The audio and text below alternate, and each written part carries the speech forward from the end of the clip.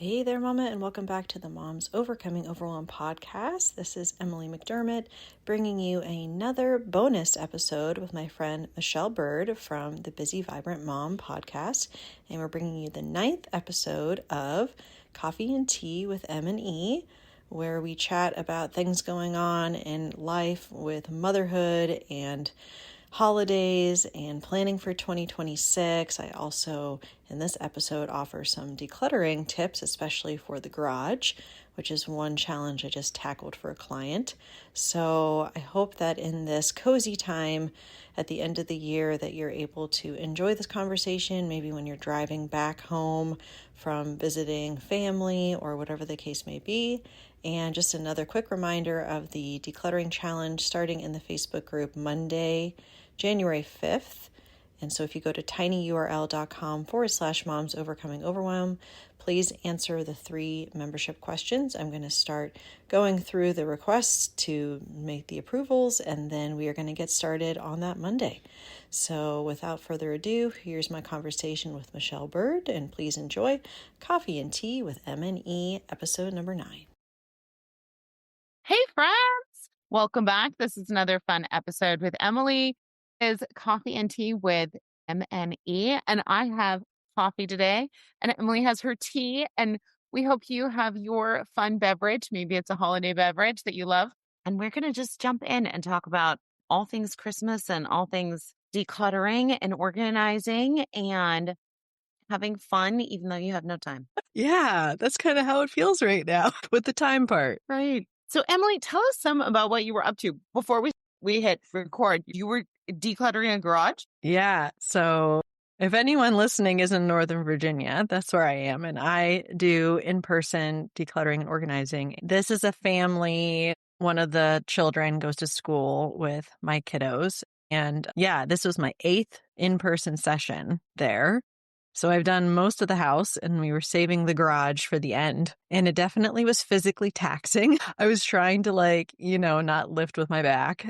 Like you're not supposed to do that. But yeah, it was good. This was a little bit of a different situation in that both the parents work full time. And so I was doing a lot of it independently. Most of the time I'm kind of just like beside the person and we're doing it together. But it was really a good kind of exercise. I hadn't done a garage in a while, and there are some different considerations as far as like accessibility and storage and just being able to find things and have things together in like logical ways, because it was not logical really. So yeah, it was good. It was just very physically taxing. So I will definitely be entering into winter break here and doing more relaxing, not doing anything super difficult on my body, like, I don't know, picking up heavy things in garages. Yeah, I love that.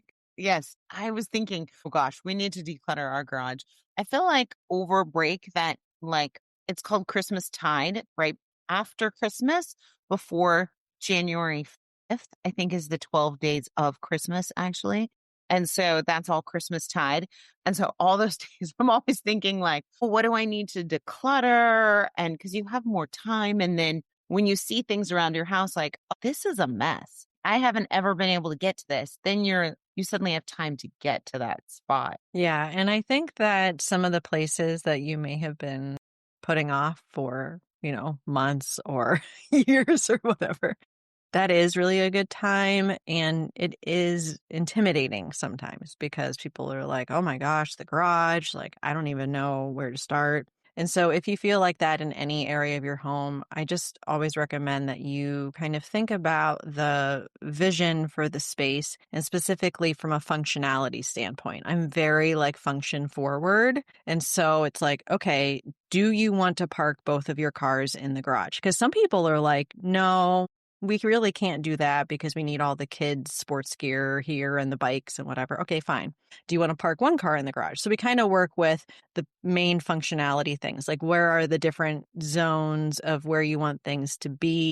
Let's make sure that all of the chemicals are on a high shelf so that kids and pets aren't able to get into those. So there's safety concerns, especially with the garage, with tools and chemicals and things, but especially starting with that functionality aspect and then kind of having zones of, okay, if all the kids' bikes are here, let's put the outdoor playthings here too, so that they're getting everything kind of in one spot. And then anything that maybe the parents need to get to, like the lawn gear and like, the home stuff and all of that, that might go in a separate spot. But just being able to see the space you have, work with what you have when it comes to shelving, or just really trying to get stuff off the floor if you're able to. I feel like, especially in a Yes, garage, if the things are on the floor. ground, the floor, it's just like lost forever. And this particular family that lived in the house 9 years, and I guess that this was the first time they had done like a really thorough review of everything that was in there.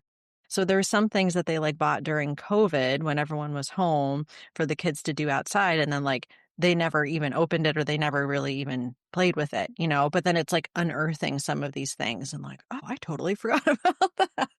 But yeah, that's usually the way that I would recommend that a client would approach the space and just take it little by little and literally going from one side around to the other, and but having that vision in place with like where you would want things to be ideally. So anyway, Yeah. that's a little decluttering strategy for you if you are going to be planning to do that over the break here. Yeah, I do like kind of decluttering the garage. I feel like everything just gets dumped in the garage. And oftentimes things don't necessarily need to live in the garage, or you're actually done with an item or ready to throw it away or give it away or something happened to it. But it just gets like thrown into the garage because you don't know what to do with it and you don't have time to do anything to it. And then it just multiplies. And as you said, that floor, the things on the floor in the garage are like just get shoved into places, and then you realize like I don't even know what's back there. We have shelving in our garage. It's a 3-car garage, and so the third car is, it's not really for a car. I mean, if you had a Mini Cooper, I guess it could fit there, but it's like a tandem garage. So like one car would park and then one car would park in back, and that's how they call it a 3-car garage. So the spot where a car would fit, that's where all of our stuff is. That's where like a chest freezer is and like shelving.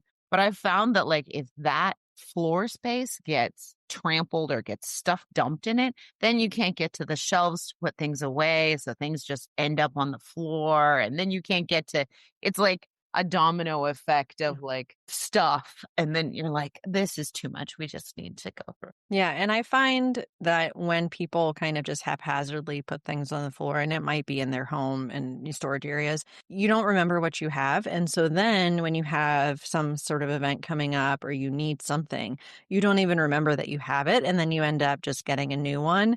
And so then it's just kind of like compounding the issue. It's good. Again, it may be that you can just spend like a half an hour or something, or maybe an hour, but it's just really helpful to have an understanding of the volume and the inventory that you have on certain things. And you're like, oh, I don't actually need that on Amazon Subscribe and Save for the next 6 months because I just found this like stash of it that I had no idea that I had. And So true.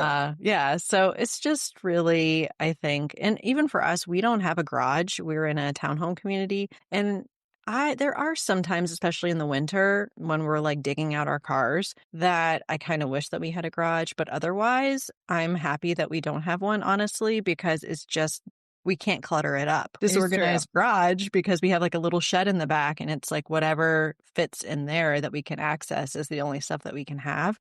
So I've, over the past 15 years or whatever that we've lived in this house, I've actually been pretty grateful that we don't have a garage.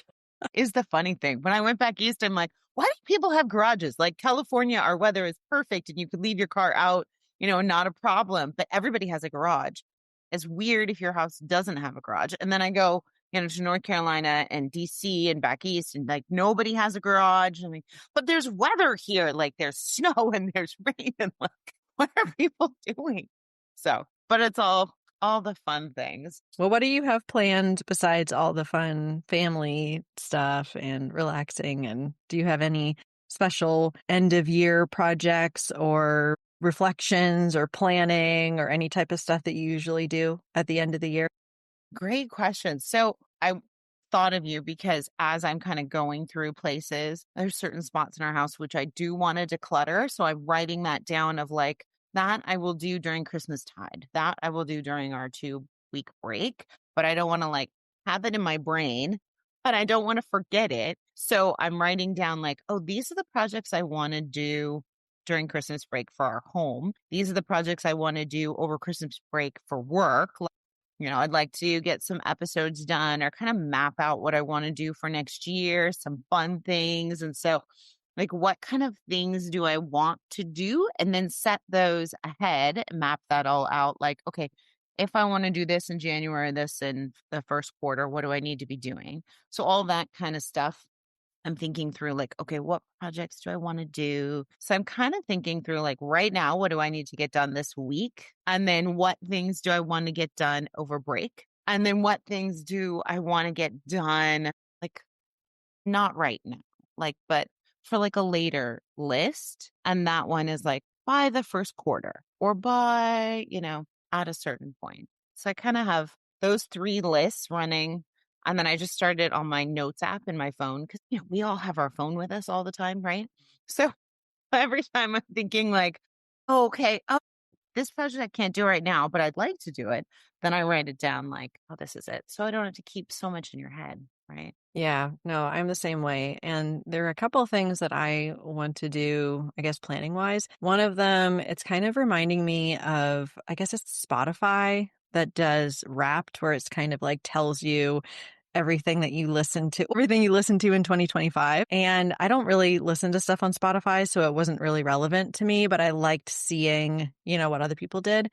But I'm like, oh, I should do like a Wrapped, but for my life, like looking Yeah. back at 2025. And I've been pretty good about tracking like the books I read and like the places we went and those types of things. And there is a place in the planner that I use that kind of has those different life areas to be able to go back and reflect. So a lot of times, because sometimes I don't really do like the daily paper planning. However, I'm pretty good at like doing the monthly review and kind of looking back. So I take all those month reviews and kind of roll it up into that 2025 kind of, wrapped edition.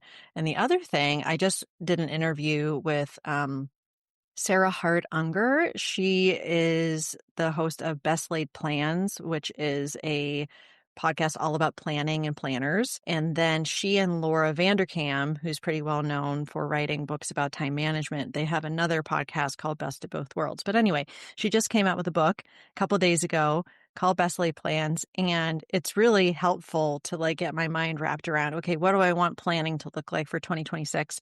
And she talks about making like seasonal lists. So, sort of like, for each month, what are some of the things that are happening all the time? So, Sean's birthday is in January. So, birthdays, anniversaries, medical appointments, anything that is like your template for the things that are always happening month to month, but be able to have that in one spot so that you can kind of like plug those in when the months come up.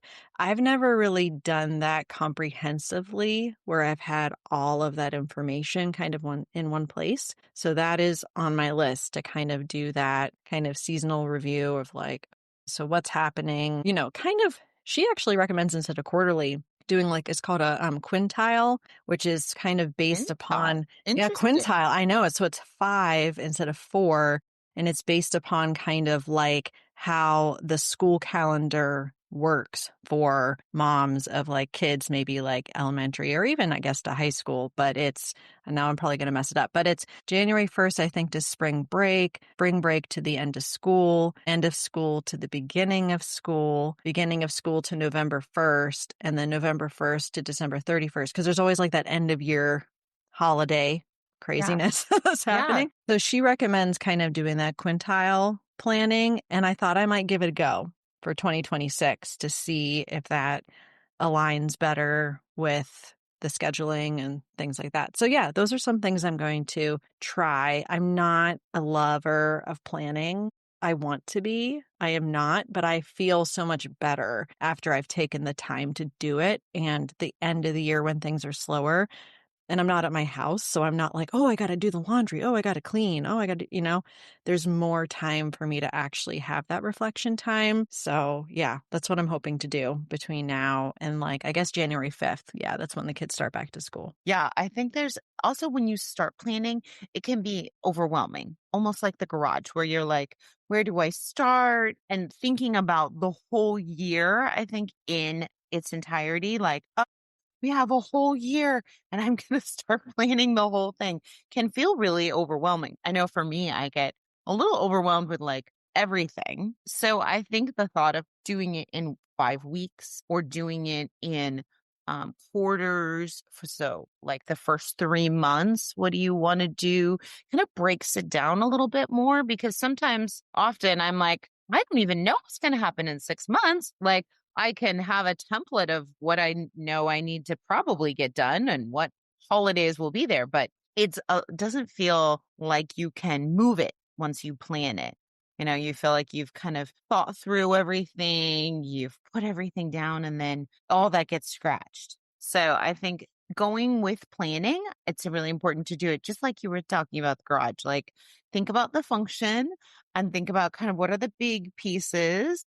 Think about what, as you said, what's coming up, holidays or school, the rhythm of school, the rhythm of work, the rhythm of kids, those ones that you already know. But just to take a minute and be like, okay, let's just do 4 weeks. Let's just do a small time. Yeah, the other kind of thing in the mix for me and the family is that my husband is retiring from the military at the time of recording in 10, 11 days, but he's job searching and has been job searching for months, but he does not have a job lined up right now. And that's a little frightening, I guess. Not like super crazy frightening, like the world's going to end on January 1st for us. But it means that when it comes to planning, I have to really hold everything with a very open hand because we may be moving, when it comes to the kids' school for next year, like we might be here, we might be in Pennsylvania.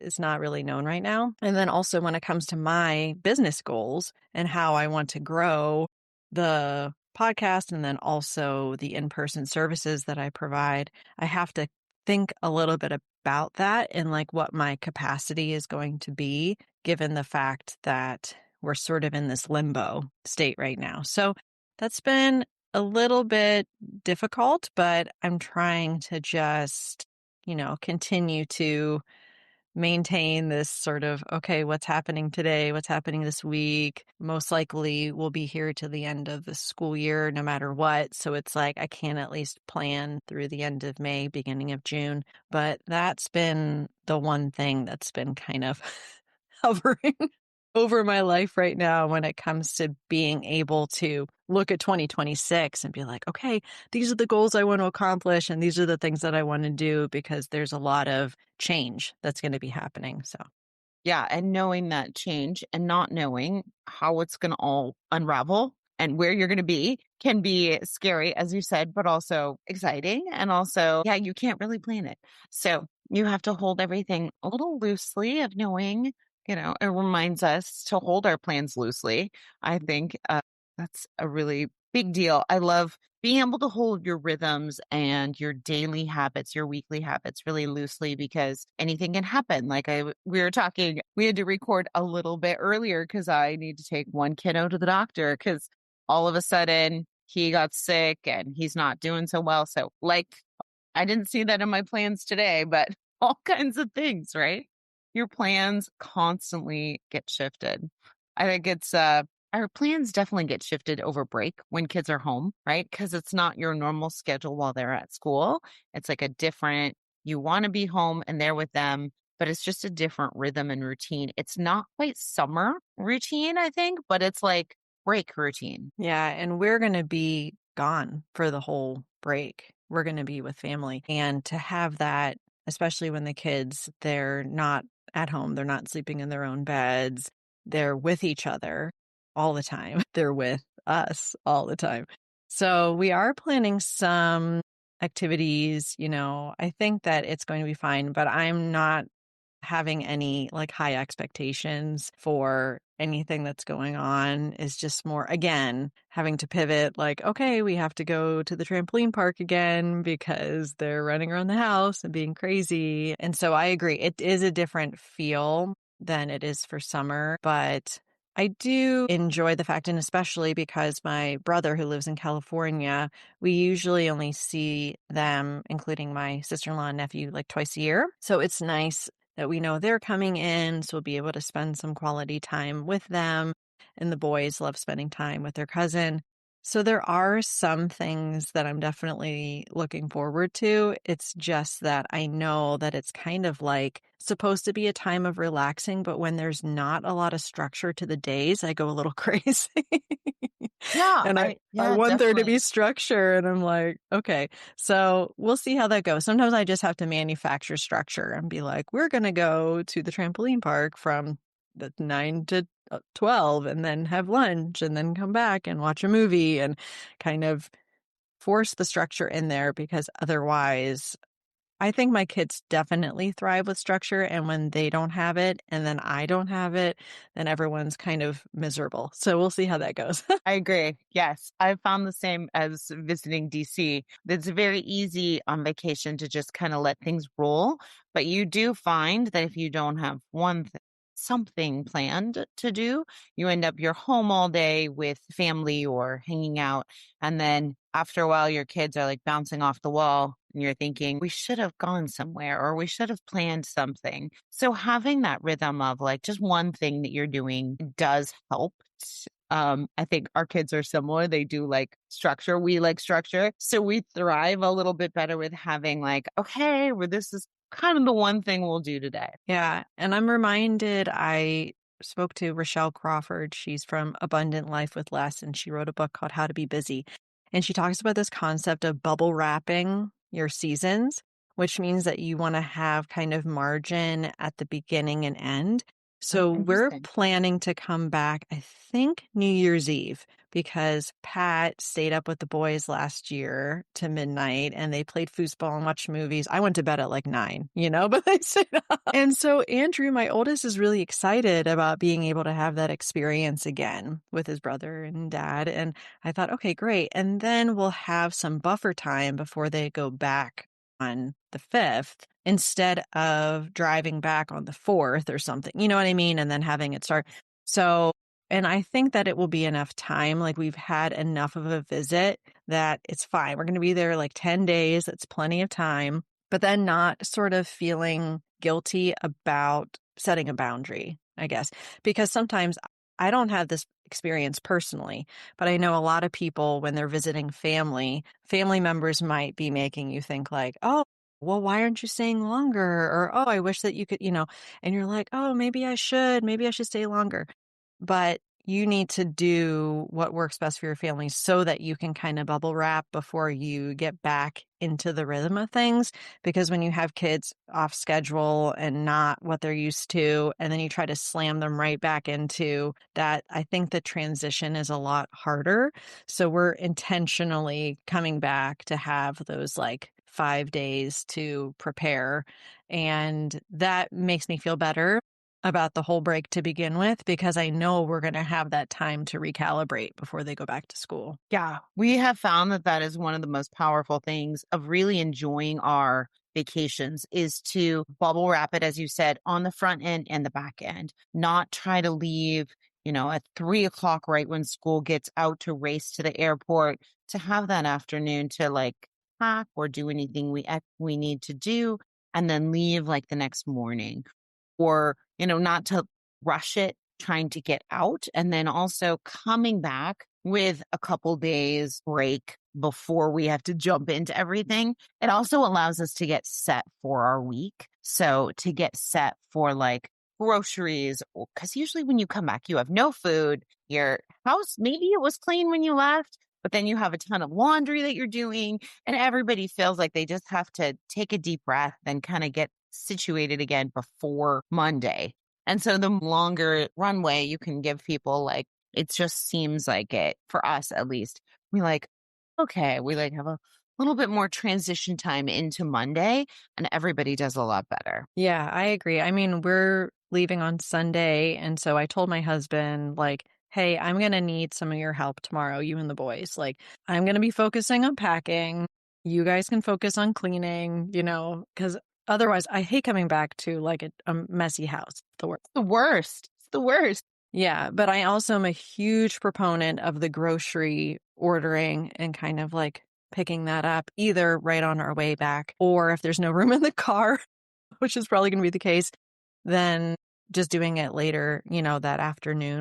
Because you're right. I mean, we're not going to have like any food here. And then the kids are usually hungry. And so those are the main things, like not perfection, but like, okay, can we get the house to like a decent state so that when I come back, the only kind of wild card right now for me is that when I meet with clients, one of the services I provide is that I take all the donations in my car and I leave. Well, I don't just like go to Goodwill. A lot of times I work with like organizations that help like families, refugees, these type of things. And so it takes a little time, which means that my basement not only has all the gifts that I've been wrapping, but also has all of these donations that I'm like trying to get to the right people. So that's the only part where it's kind of like, yes, it does have a function, and yes, it's kind of closed off, but it's just like one more thing to do before break is just kind of making sure all the stuff is out of my car and I kind of know what donations are going where. But yeah, I think we're going to have enough buffer time on that front end that I'm going to be okay. And honestly, Pat always reminds me, he's like, we don't have to be there any particular day or time. Like if we So needed lovely. to delay it another day or something, that's okay. Like there's nothing happening. It's not like we're driving in Christmas Eve. You know what I mean? Right. So Right. I try to remember that kind of like, well, whose timeline am I doing this on? Like, am I doing it just because I think everyone wants to see us? We need to hurry there. Because if I have that kind of like hurrying mentality, then I'm very stressed when I'm packing and trying to get everything in the car, which doesn't benefit anyone. So I'm trying really hard. I said to Pat, I'm like, I'm not going to get stressed out this time. You have to hold me accountable that I'm not going to get stressed out before we get there. Yeah. So that is the plan. And I am hopeful. Also, asking for help, I think, is huge. If you feel like, oh, I want to make sure the house is kind of clean and I have to pack and I need, just asking for help. And even if it's something that maybe your other family members don't traditionally do, just asking them anyway to help, because it's not something that we need to do all on our own to make sure everything's ready before we have to go. Yeah, definitely. I think oftentimes we have a list of like 100 things in our head and they see maybe one or two and they're like, we've done these things. I think we're good to go. And I'm always like, no, do you understand like how many more things we have to do? This isn't done and this isn't. So I think if I can take a deep breath and like calm down, as you said, and be like, okay, can you take care of getting snacks for our road trip? Can you take care of making sure the kids' backpacks are all packed and they have what they need? And the electronics have all been charged, right? If those, maybe you take care of those things. So think through like, what can you offload that you don't need? I do have a master packing list that I use most of the time, but there are some seasonal aspects that we need to kind of keep in mind. And that's the kind of thing I need to think about and maybe add a couple things. Last year, for example, I think I forgot to pack snow boots and snow pants or whatever. And it was Pennsylvania, like it snows, So it snows. The kids are super excited. They want to go sledding. Hey, Mom, did you pack our snow boots and our snow pants? And I'm like, no. So then I was rushing around, right after Christmas or right before Christmas, trying to find all this snow gear, which was a nightmare. So this year I'm like, okay, I'm going to pack those things. The kids are getting electric scooters as their main kind of big gift. So we're going to pack helmets. So when they get said electric scooters and they want to ride them, they actually have the helmets. But these are the types of little things that honestly, God love them, are not on my husband's radar, like most of the time.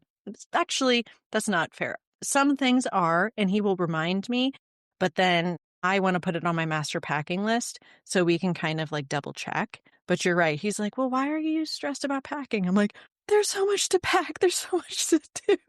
He's like, well, what? And I'm like, I don't know, because it's all in my head. And then I just kind of get really Right. stressed. Right. So that packing list has been just like, oh my gosh, like a godsend for me. I use it. I use it on the same app where I do my meal planning and my grocery shopping and stuff. It's called Any List, and you can just kind of make any kind of list.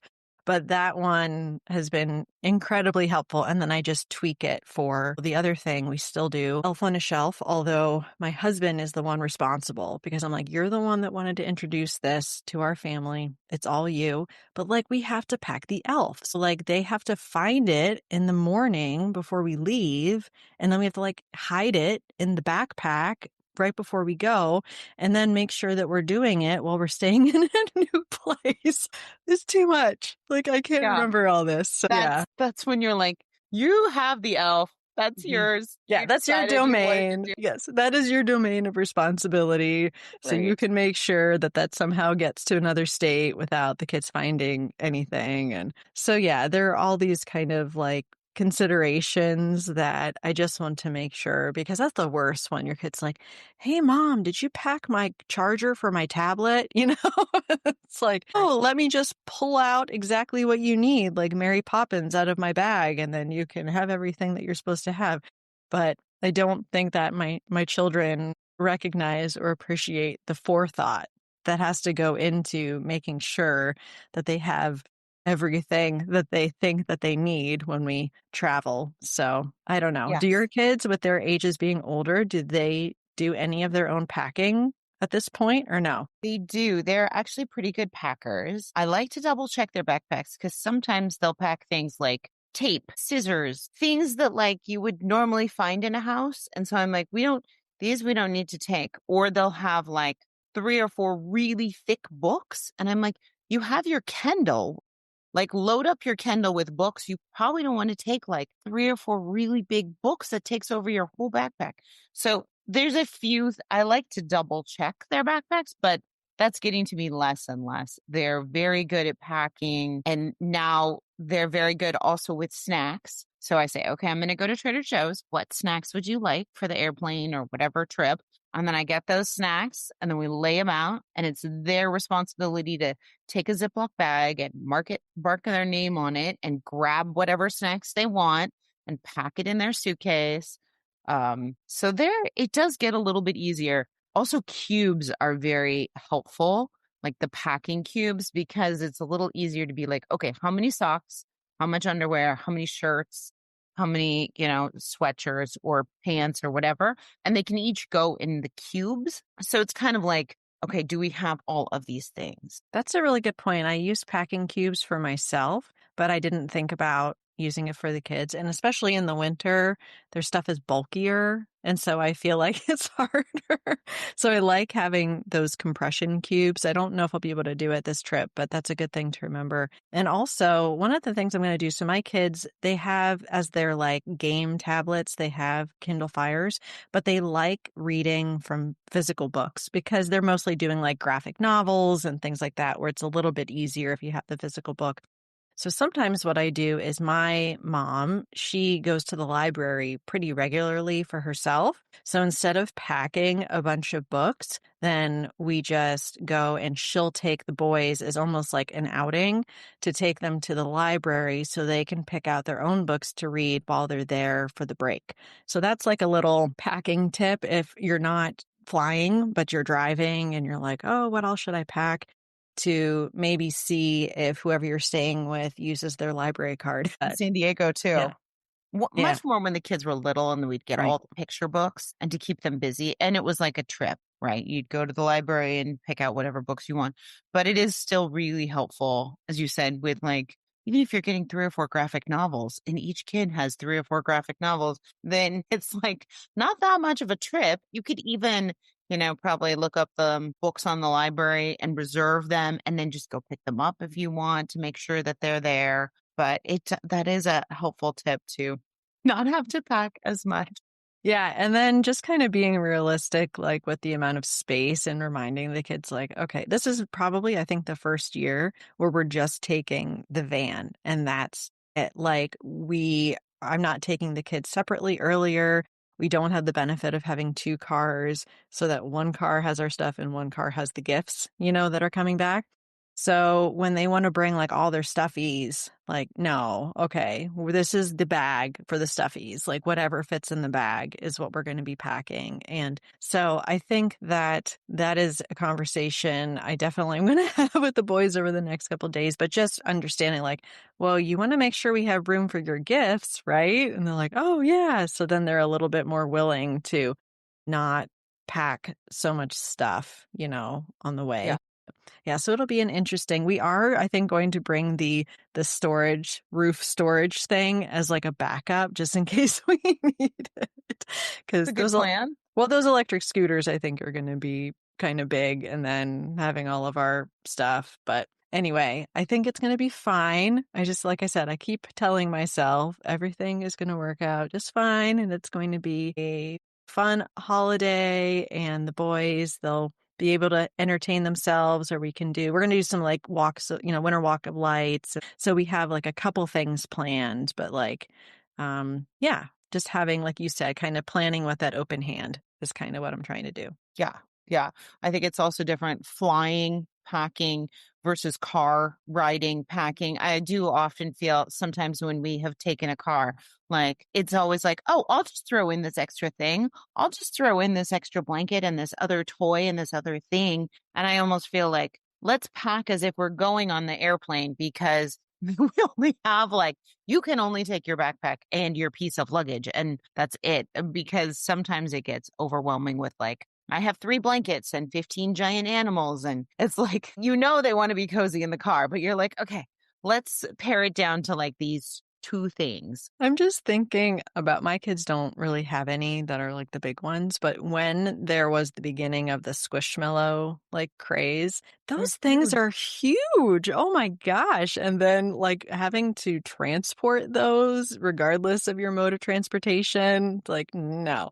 So I'm sure parents are like ruining the day we're a thing, because it's like, it's so hard, so hard to transport. But yeah, I totally agree. I love that idea to pretend like we're flying, and then I'm going to see if I can channel some of that energy when it comes to, because I am the type of person, I'm like, oh, I'm just going to throw a couple more things in the bag, because I think, oh, well, they might use this, they might play with this, they might read it. And I have packed like board games and puzzles and activity books, and then they get there and they don't do any of it.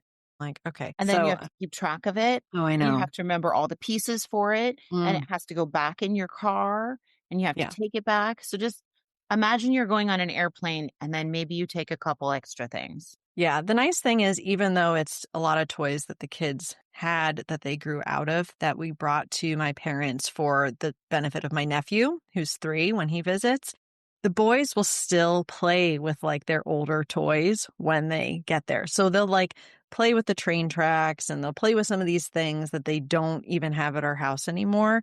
But it's almost like a nostalgic type of thing. And especially if they're playing with their 3-year-old nephew, like they're going to be doing that kind of stuff. So I don't as much feel like I have to pack all of this stuff that we have here, because they're able to be, it's a good opportunity for the kids to be more creative with their play too, because they're not having all the stuff that they're used to having at home. So you've inspired me, Michelle. I think my packing is going to be a lot less voluminous, and then also less stressful. So thank you. It's just more stress when you're trying to keep track of all the stuff and all the stuff. And especially at Christmas, I think it's a different type of packing, as you said, because you also have Christmas gifts that you're bringing, and then you're going to be bringing gifts back. So you have to set aside a certain amount of room, and you may not know how much room. You're just assuming or hoping that you don't get like a giant, fluffy animal or some giant thing that you have to take back in your car. Yeah, I will say that I am pretty good about giving those wish lists in advance. So I feel like I know like 90% of what the kids are getting. But there's always the people that go rogue. Well, you didn't ask for this, but let me give you. It's more when they were little too, like more of these like big play set types of things. So it'll be interesting to see if any of that comes up. But The good news is they did request a lot of like books and, kind of things that are a little bit more compact, clothes. So I think we should be okay with the volume of stuff that's coming back. I hope so. Yeah. So thinking about gifts, what are some things that you like to have relatives give, or maybe things that, as we're talking about not having giant gifts of kind of decluttering, what are kind of your top 10 like go to things that you're like telling the relatives, oh, you could Yeah. get this? Yeah. Well, always requesting consumable stuff first in as much as it's possible. So my kids are not so much into the arts and crafts and stuff anymore now. But if you have kiddos that are really into the arts and crafts or kind of more like those activities, like things that you can use up, I think is really helpful. And we haven't done a ton of more of the experience gifts, but I like the idea of experience gifts. And I may have mentioned this in our last conversation, but Christine Jaspers, oh yeah, I did. Christine Jaspers, she's the one that lives a family of four in a one-bedroom apartment in Manhattan. And so she does a lot of experience gifts, but then she'll have kind of a tangible thing that will go with it. So I really love that idea. We definitely do books. My kids did ask for a couple of stuffies, but they're really like small. So I'm okay with that. And then, yeah, sometimes it's just more like maybe sports equipment that are kind of smaller, like football, soccer balls, but like things that are kind of a little bit smaller, but that's based upon the experience of being able to play outside and that kind of thing. They're not so much into puzzles. I'm trying to think of anything of the other things that were on our list. We did get a couple of board games because we recently went through and there were some that they had kind of like grown out of. So I did kind of a good review sort of purge with them in advance. And so we're doing a couple of board games that we can play together as a family. So again, thinking about those experiences. Those are the things that I have kind of on the top of my head.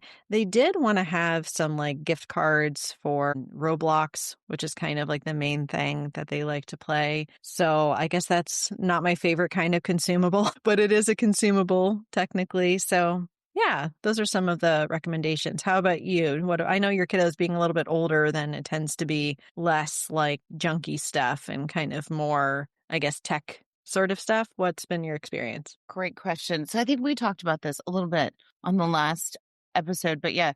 So I love magazine subscriptions. There's not a good one for our boys, but Ashley loves Brio magazine. And then the boys love food. So they have made sure that their wish list is stocked with food. So it's snacks, soda, candy, all kinds of stuff, which I'm like, okay, maybe we could think of some other things. But for now, there's consumable goods, which would be food. Experiences, we always love things when relatives come into town or we go see them. Sometimes we don't give Christmas gifts, but when we see them, we'll do dinner together or we'll do like a fun experience together. So then we don't feel like we have to buy each other gifts. But then when we're together, we have already kind of allotted, okay, we'll go to dinner or we'll do something fun together. I think something else, and I'm sure you have a lot of these options in California, is kind of like something that is local that's kind of like known. So, for example, just local to us, there's this chocolate shop. And the chocolate shop, they employ people that are like neurodivergent or have special needs and that kind of thing. And so it's kind of like special chocolates with kind of that kind of cool message behind it. Or perhaps it's like a bottle of wine from a local winery or something that, and actually for the gifts, we don't normally do like a ton of gift giving for like my parents or my in-laws, but I did a little bit of detective work during Thanksgiving as to like the favorite things of some of my relatives. So I got my mom and my mother-in-law some of the face creams and moisturizers that they use. I got them slippers because I know what kind of slippers they wear. Nice. Mother-in-law loves Trader Joe's dark chocolate peanut butter cups, so I got those. So just kind of like paying attention to some of the things that they like and that they use so that it actually is consumable and there is not becoming clutter.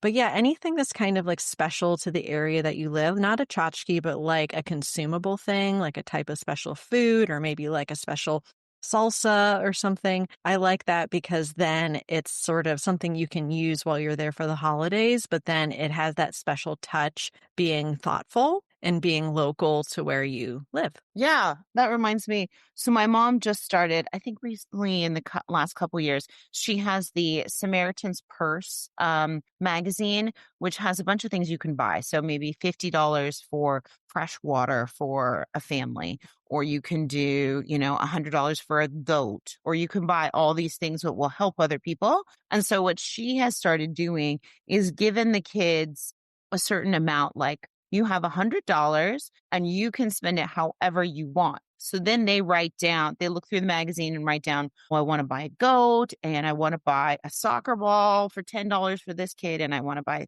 fresh water for these people. And so then they write down how much and total it up to 100.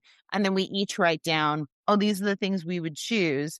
And then she orders it all. And that's like her gift. I love that. I'm familiar with Samaritan's Purse, but I didn't know about the magazine.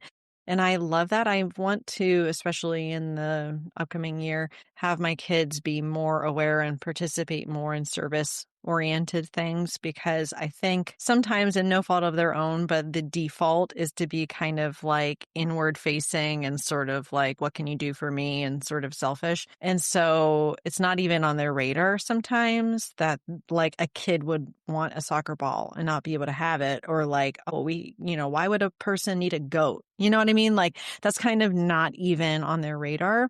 So I love that because it does allow them to be feeling the benefit of being able to gift something to someone else, but then also expanding their worldview as to like, oh, why would somebody need a goat? And you're like, well, they need it for food or, whatever the case may be. So I love that. I will keep that in mind definitely for next year. That's so cool. Yeah, that one is a fun one she started doing. And I like that you see the pictures of it and you're able to they can think through how much would this cost?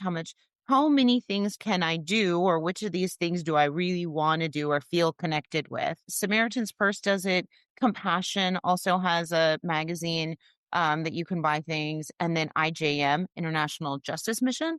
Also, all three of those have magazines of buying things for people in third world countries. I love that. I will definitely keep that in mind. Sometimes I think all about how I want to avoid all the catalogs that come into the mail. Like I'll totally, if we ever get a Target one, I'm like, that's going in the trash. Like I'm not even going to allow the kids to look at any of the catalogs.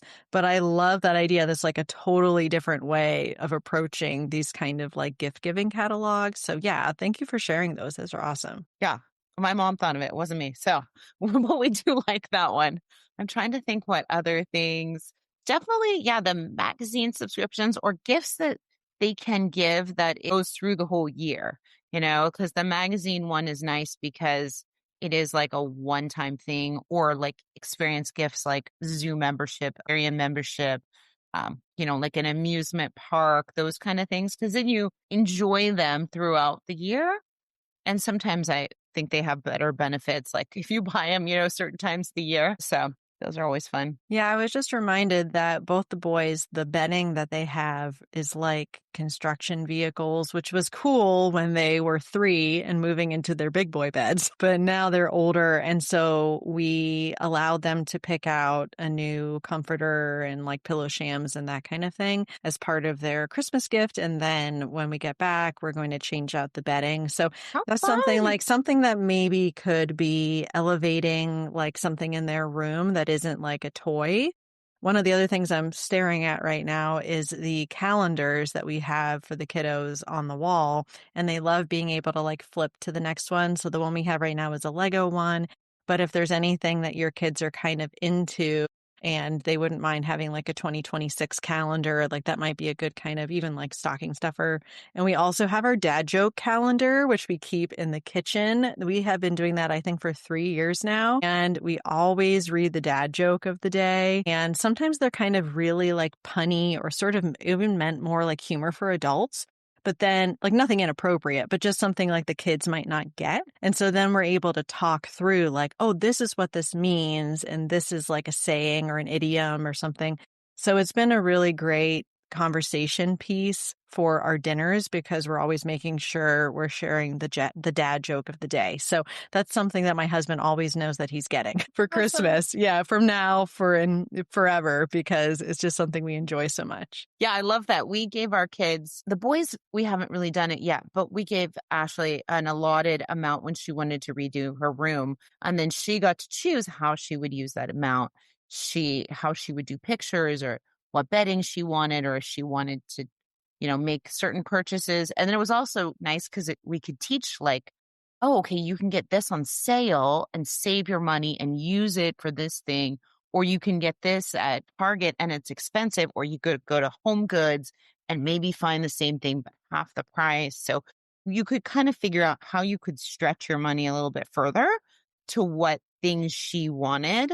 So that is a fun thing. We'll probably do that. I like doing that more over the summer, where then we can when we have a little bit more time to like go through. We usually declutter their room and get rid of lots of stuff and then say, oh, okay, now that you've kind of gone through everything, let's see, do you need, what kind of things would you like to take care of? And it is funny. Yeah. Our kids, like my 13-year-old, he's almost 14, has like Spider-Man sheets still and bedding, and he could care less. He probably would take the money and use it for snacks or something else. Like he could care less what was on his bed. He doesn't mind. The other one, maybe he'll care. He likes a couple things, but he's also like, it's fine. I'm noticing a trend with the boys. They're like, we're fine, but can we have more snacks? They're easygoing. They just would like some food.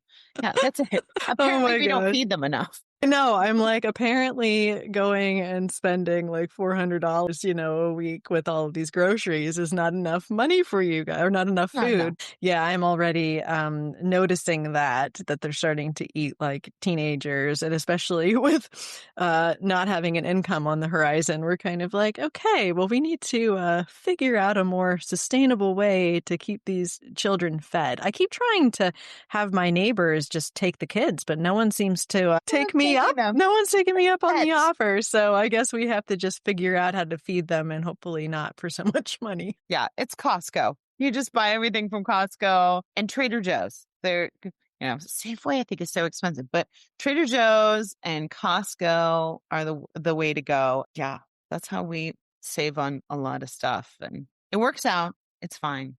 And they can eat cereal. They're fine. So, all right. As we kind of wrap up, are there any other things you think of that are like things we haven't talked about, gifts, or any kind of other packing things as far as people traveling this holiday season to going fun places? Yeah. Or one thing you're also looking forward to? Something I'm looking forward to. Well, I'm not a huge person with like any kind of New Year's goals or resolutions, but I do try to think of like a word potentially for the year. And the one I'm thinking about is align, because I'm making some shifts with like my health right now. And I really want to make sure that my short-term actions and what I'm doing every day is aligning with my faith and my long-term goals and my vision and everything. So that's just something I've been kind of thinking about as I'm reviewing like the year, and just sort of like, okay, what do I want going into 2026, is just kind of understanding like where I'm at, and then being able to build or to tweak some of these rhythms to make sure it's aligning with my long-term goals. So that's just one of the things I've been thinking about as the year's coming to a close. How about you? Yeah, I love that. Well, I'm looking forward to our kids not having school. They just finished finals. And so now we can kind of all take a deep breath and like enjoy all the Christmas stuff, like enjoy fun recipes and enjoy Christmas movies and kind of staying up late and having snacks and all those kind of things that we kind of put off of, you're studying, you can't do this right now, we'll do it later. You can do it later. So those fun things that we've been looking forward to now is like the time that they're able to enjoy them for the next couple weeks.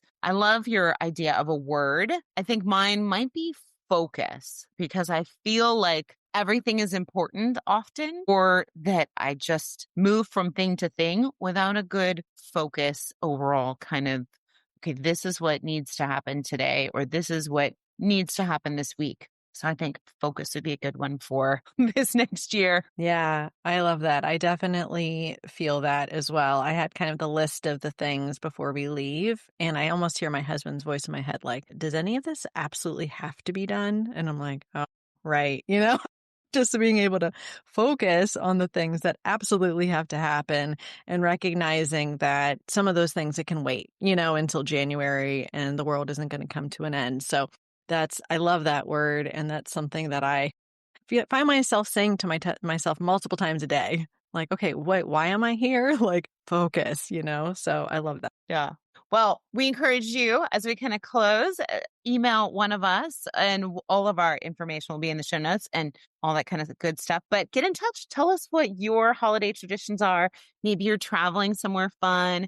Maybe you have a great gift idea that you'd love to share. And maybe you have a word for next year. So thanks, Emily, for being here. Yeah, thanks so much, And Michelle. I hope you have a wonderful Christmas. Thanks. I hope you do too.